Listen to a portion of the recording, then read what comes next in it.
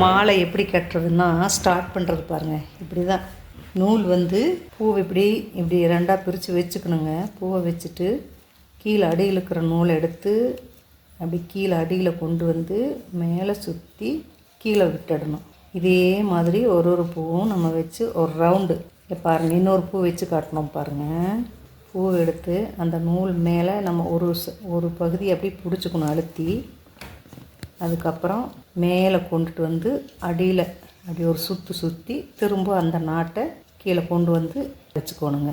அடுத்த பூவை அதுக்கு மேலே வைக்கணும். இதே மாதிரியே எல்லா பூவையும் வச்சு ஒரு ரோல் பண்ணி அடியில் விட்டு மேலே எடுத்து கொண்டுட்டு வரணும்.